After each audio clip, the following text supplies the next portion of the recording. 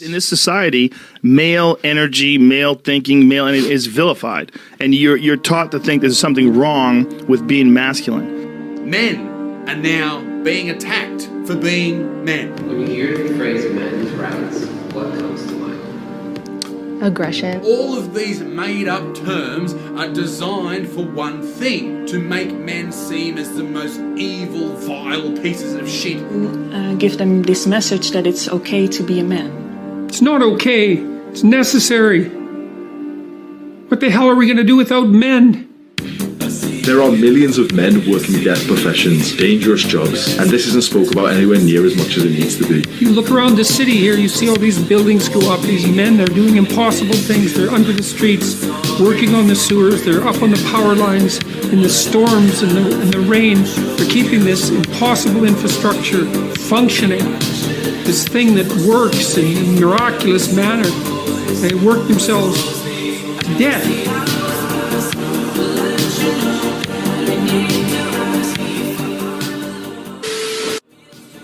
Men are not meant to be dominant. Men are meant to be submissive. They're meant to be worker ants. Life's too short to exercise. I'm just gonna be honest. It's okay to be weak. No purpose or place. We have no great war. No Great Depression. Our great war is a spiritual war. You should be a monster. You know, because everyone says, well, you should be harmless, virtuous. You shouldn't do anyone any harm. You should sheath your competitive instinct. You shouldn't try to win. You know, you don't want to be too aggressive. You don't want to be too assertive. You want to take a back seat and all of that. It's like, no. Wrong. You should be a monster, an absolute monster, and then you should learn how to control it. As I walk through the valley of the shadow of death, I take a look at my life and realize there's nothing left. Cause I've been blasting and laughing so long that even my mama thinks that my mind is gone. But I ain't never crossed a man that didn't deserve it. Me be treated like a punk, you know that's unheard of. You better watch how you're talking and where you're walking, or you and your homies might be lined in chalk. I really hate the trip, but I gotta know.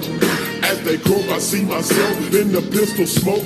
Fool, I'm the kind of G the little homies wanna be like, on my knees in the night, saying prayers in the street light. Been spending most of the night living in the gangster's paradise. Been spending most of the night living in the gangster's paradise. Keep spending most of the night living in the gangster's paradise.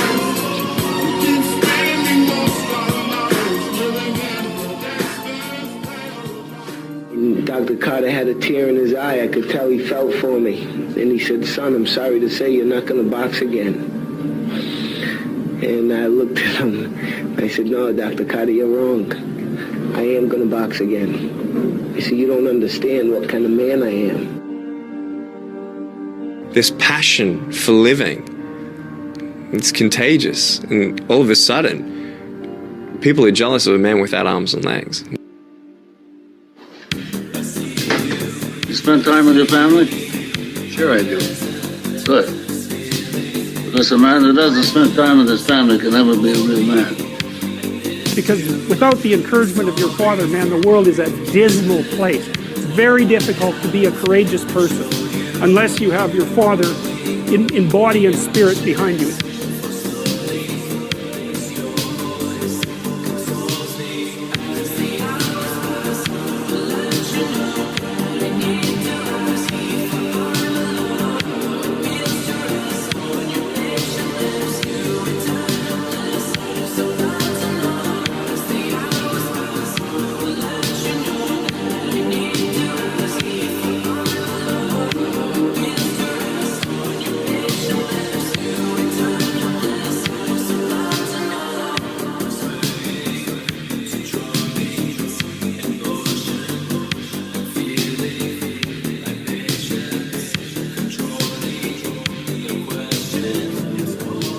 So even though we face the difficulties of today and tomorrow, I still have a dream.